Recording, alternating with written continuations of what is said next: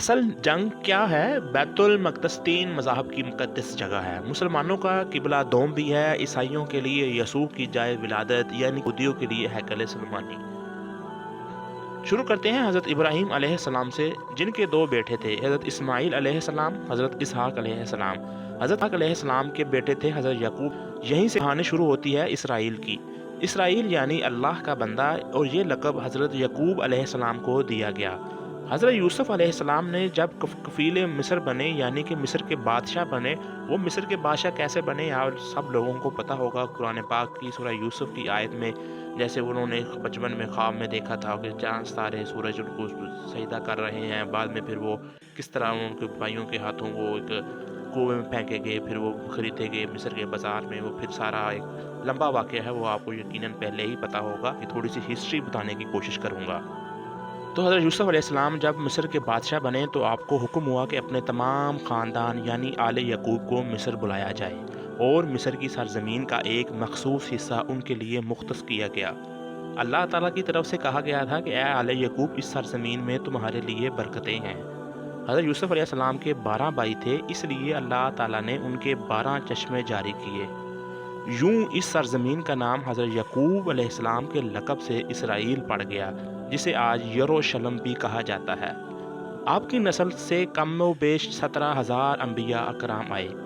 حضرت یوسف علیہ السلام کے بھائی یہودا کی نسل آگے بڑھی تو اس میں سے آنے والے تمام بنی اسرائیلی یہودی کہلائے۔ وقت گزرتا گیا، حضرت موسیٰ علیہ السلام کا دور آ گیا۔ جب فرعون نے مصر کے آپ کو تنگ کیا تو آپ بنو اسرائیل کے ساتھ آپ مصر سے نکل آئے۔ اسی دوران بنی اسرائیل پر اللہ تعالیٰ کی بہت سی کرم نوازیاں بھی ہوئی۔ یہ کہا جاتا ہے کہ جو یہودی تھے بنی اسرائیلی، وہ اللہ تعالیٰ کی لاڈلی قوم بھی تھی، یعنی کہ انہوں نے جو خواہش کی اللہ تعالیٰ نے ان کی خواہش کو پورا بھی کیا، جس میں ایک خواہش یہ بھی تھی کہ جس میں سے من و سلوہ یعنی کہ آسمان سے ان کے لیے کھانا اترتا تھا، تحاشا چشمے تھے، پھر مچھلیوں کا شکار کا ذکر بھی قرآن پاک میں ملتا ہے۔ وہیں ہمیں ایک گائے کا ذکر بھی ملتا ہے جس کے لوتھڑے مردے نے اللہ کے حکم سے زندہ ہو کر ابتل کا نام بتایا۔ اس گائے کی نشانیاں اللہ تعالیٰ نے قرآن پاک میں بیان فرمائی، جو ایک سرخ مائل رنگت کی گائے تھی۔ ایسی گائے آج بھی یہودیوں کے نزدیک مقدس مانی جاتی ہے۔ حضرت موسیٰ علیہ السلام کے بعد دیگر نبی آئے۔ اسی دوران حضرت موسیٰ علیہ السلام اور ان کے دور کی کچھ باقیات، تورات، من و سلوہ کا کچھ حصہ بنی اسرائیل نے ایک صندوق میں محفوظ کر لیا۔ یہ اللہ کی طرف سے حضرت آدم علیہ السلام کو دیا گیا تھا۔ ایک خاص صندوق تھا جو نسل در نسل، نسل در نسل، نسل در نسل نبیوں کے پاس آتا رہا۔ اسے قرآن میں تابوت سکینہ کا نام بھی دیا گیا۔ اگر آپ نے ہماری تابوت سکینہ کی ویڈیو نہیں دیکھی، کارڈ میں لنک دے دیا ہے، آپ ضرور جا کے دیکھیے گا کہ یہ تابوت سکینہ کیا تھا، جسے قرآن میں تابوت سکینہ کا نام دیا گیا تھا، اور یہ یہودیوں کے لیے اپنی جان سے زیادہ عزیز تھا۔ حضرت داؤد علیہ السلام نے جب جالوت کو ہرا کر اس سے تابوت سکینہ حاصل کیا تو یوں بنی اسرائیل نے حضرت داؤد علیہ السلام کو نبی تسلیم کر لیا۔ حضرت داؤد علیہ السلام اس صندوق کی حفاظت کے لیے ایک ہیکل تعمیر کروانا چاہتے تھے، اس بلڈنگ تعمیر کروانا چاہتے تھے جسے آپ آج کے دور میں عجائب گھر بھی کہہ سکتے ہیں، اور آپ نے تعمیر شروع بھی کر دی تھی، لیکن ان کی زندگی میں مکمل نہ ہو سکی۔ پھر ان کے بیٹے حضرت سلیمان علیہ السلام نے ان کی مدد کی اور اس کو مکمل کی۔ اسی دوران آپ کی بھی وفات ہو گئی، تو اسی وجہ سے اس کو ہیکل سلیمانی کہا جاتا ہے۔ بعد ازاں کئی بادشاہ آئے۔ بادشاہ ایک تھا جس کا نام تھا بخت نصر۔ اس نے اسرائیل پر حملہ کیا اور اس بلڈنگ جس کو ہم ہیکل سلیمانی کہتے ہیں اور کہا جاتا ہے، اس کو تباہ کر دیا، اس کو گرا دیا، اور تابوت سکینہ اس میں سے نکال کر اس کو اپنے ساتھ لے گیا۔ سائپرس دی گریٹ نے دوبارہ یہ شہر حاصل کیا۔ یہودیوں نے دوبارہ اس میں آبادکاری کی، دور دور سے لوگ آنا شروع ہو گئے یہودی، اور اس کو آباد کرنا شروع کر دیا۔ تابوت سکینہ کو بھی واپس لایا گیا۔ ہیکل سلیمانی ایک دفعہ پھر دوبارہ تعمیر کیا گیا۔ پھر وقت گزر گیا، حضرت عیسیٰ علیہ السلام کی آمد ہوئی، جنہیں نعوذ باللہ یہودیوں نے دجال، نجائز، کیا کیا لقب دیے۔ یہاں سے یہودیوں میں سے دو الگ قومیں ہو گئیں، ایک یہودی، دوسرے عیسائی۔ یہودیوں نے سازش کر کے حضرت عیسیٰ علیہ السلام کو صلیب پر چڑھا دیا۔ اللہ تعالیٰ نے انہیں اپنے پاس اٹھا لیا۔ اس کے بعد یہودیوں اور عیسائیوں میں کئی چھوٹی موٹی جنگیں ہوئیں۔ پھر عیسائی رومی بادشاہ ٹائٹس نے اس شدت سے یروشلم پر حملہ کیا، کہ اس پورے علاقے کی اینٹ سے اینٹ بجا دی، ہیکل سلیمانی کو گرا دیا، جس کی صرف ایک دیوار اس وقت اپنی اصلی حالت میں موجود ہے، جسے دیوار گریہ کہا جاتا ہے، جہاں یہ یہودی جا کر تورات کی تلاوت کرتے ہیں اور یہ گرو راز کرتے ہیں۔ تابوت سکینہ بھی نہ جانے کہاں غائب ہو گیا۔ ٹائٹس کے حملے کے بعد یہودی آخری نبی کے انتظار میں تھے، کیونکہ اللہ پاک نے ان سے وعدہ کیا تھا کہ انہیں پھر عروج بخشا جائے گا۔ اس وعدے کا ذکر سورہ بقرہ میں بھی موجود ہے، کہ جس کا مفہوم ہے: اے بنی اسرائیل، ان نعمتوں کو یاد کرو جو تم پر کی گئیں، اور اپنا وعدہ پورا کرو، ایمان لاؤ تاکہ ہم بھی اپنا وعدہ پورا کریں۔ قیامت کی نشانیوں میں سے ایک نشانی یہ بھی ہے، ہیکل سلیمانی کی 3 دفعہ تعمیر ہوگی، جو کہ 2 دفعہ ہو چکی ہے۔ یہودی اپنا مسیحا اور آخری نبی کے انتظار میں تھے کہ ٹائٹس کے حملے کے 500 سال بعد بھی نبی آخر زمان حضرت محمد صلی اللہ علیہ وآلہ وسلم کی ولادت ہوئی۔ یہاں یہودیوں کو یہ جھٹکا لگا کہ سارے نبی حضرت اسحاق کی نسل سے ہیں، تو آخری نبی حضرت اسماعیل کی نسل سے کیوں آ گئے؟ انہوں نے ایمان لانے سے ہی انکار کر دیا۔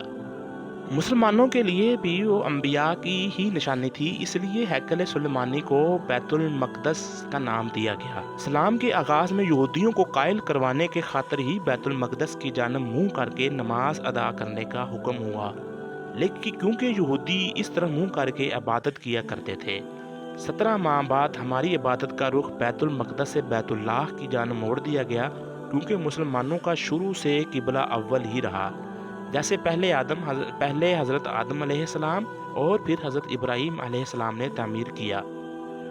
حضرت عمر رضی اللہ عنہ کے دور حکومت میں اسرائیل یعنی یروشلم پر عیسائیوں کا قبضہ تھا۔ بیت المقدس کے ہی احاطے میں انہوں نے گرجا گھر تعمیر کیا ہوا تھا، اور عین تابوت سکینہ والی جگہ وہ گنبد پھینکا کرتے تھے۔ یہودیوں کی نفرت میں یروشلم کی فتح کے وقت جب حضرت عمر وہاں گئے تو عیسائیوں پر برہم ہوئے، وہاں صفائی کروا کر مسجد تعمیر کروائی، اور قرآن میں موجود معراج والے واقعہ کی نسبت سے اس مسجد کو مسجد اقصی کا نام دیا گیا۔ یہودیوں کی دیوار گریہ بھی اسی احاطے میں موجود تھی، تو زائرین کی حیثیت سے انہیں بھی وہاں آنے کی اجازت دے دی گئی۔ خلافت عباسیہ تک یروشلم ایک مسلم شہر رہا۔ اس کے بعد عیسائیوں نے دوبارہ یروشلم پر حملہ کر کے اس پر قبضہ کر لیا۔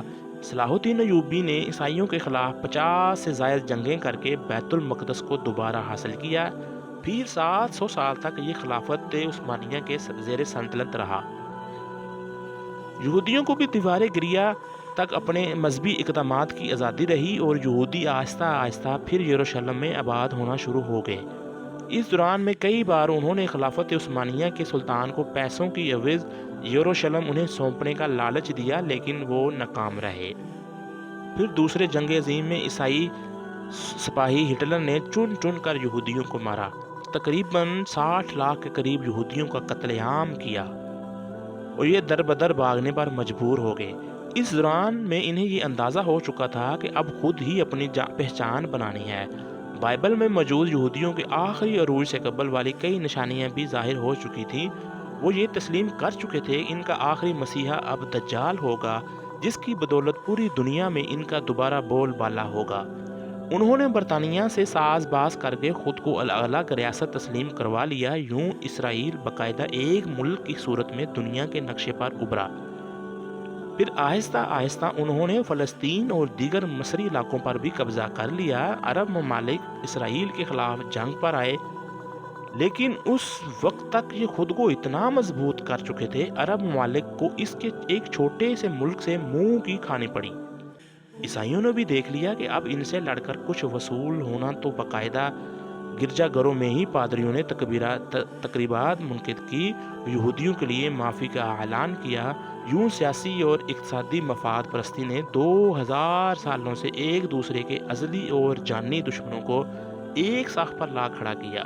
وہ قرآن کی بات بھی سچ ثابت ہو گئی کہ یہود و نصارہ ایک دوسرے کے دوست ہیں۔ یہودیوں کے عقائد کے مطابق ہیکل سلیمانی کی حفاظت وہ نہیں کر پائے تو خود کو قصوروار کہلائیں گے۔ خود کو سزا دینے کے لیے زنجیروں چمڑے سے پیٹتے ہیں اور دیوار گریہ کے پاس آہوزاری کرتے ہیں۔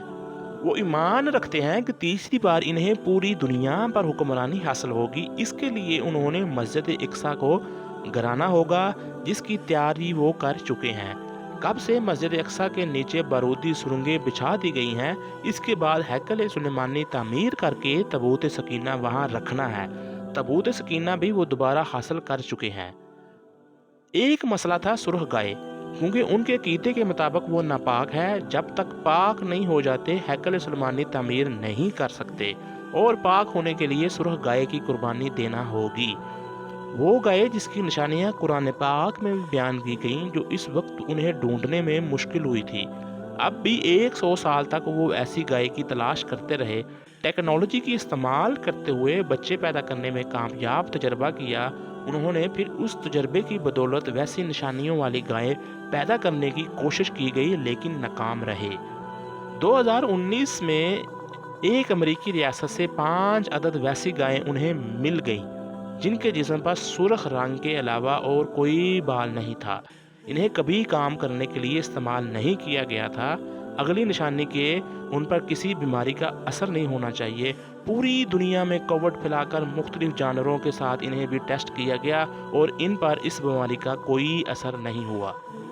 الغرض قرب قیامت اور دجال کے ظہور والی تمام تیاریاں وہ مکمل کر چکے ہیں۔ اپنی مرضی کے ڈاکٹر، انجینئر بچے پیدا کرنا، 9D ٹیکنالوجی کی مدد سے ایک جگہ ہوتے ہوئے کئی جگہ موجود رہنا، اپنی مرضی کے موسم بنانا، جب چاہے بارش برسانا، جب چاہے بارش کو روک دینا، چند دنوں میں پوری دنیا گھوم لینا، یہ سب دجالی نشانیاں ہیں، جو آج کے دور میں کوئی مشکل کام نہیں ہے۔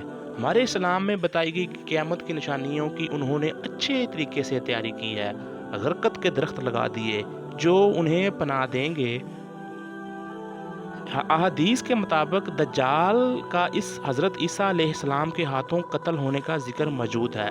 اس جگہ وہ دجال کے فرار کے لیے ایئرپورٹ بھی بنا چکے ہیں۔ یہ سب تو قرب قیامت کی نشانیاں ہیں، اور ہیکل سلیمانی بھی بن کر رہنا ہے۔ پھر اصل جنگ ہے کیا؟ اصل جنگ ہے عقائد کی۔ ہم اپنے عقائد میں اس قدر کمزور ہو چکے ہیں کہ نماز پڑھیں یا نہ پڑھیں ہمیں فرق نہیں پڑتا۔ اپنے بہن بھائیوں کا حق کھا کر خوشی محسوس کرتے ہیں، اور فرقوں کی خرافات میں الجھے ہوئے ہیں۔ فلسطینیوں کے لیے سوائے دعا اور احتجاج کے ہم کر بھی کیا سکتے ہیں؟ کیا ہم اپنے عقائد کے اتنے مضبوط ہیں کہ ڈالر کے بہکاوے میں نہ آئیں؟ کیا ہم یہودیوں کے مقابلے میں نکلنے والے خراسان مجاہدین کی لسٹ میں آتے ہیں، یا بس سوشل میڈیا کے تماشائی ہیں؟ اگر آج دجال ظاہر ہو جائے اور توبہ کا دروازہ بند ہو جائے تو ہماری آخرت کے لیے کیا تیاری ہے؟ سوچ کر جواب ضرور دیجیے گا۔ والسلام۔ آپ سے گزارش ہے، اگر آپ کو ہماری ویڈیو پسند آ رہی ہیں تو چینل کو سبسکرائب کریں، لائک کریں، اور اپنے رائے کا اظہار کمنٹ سیکشن میں ضرور کیجیے گا۔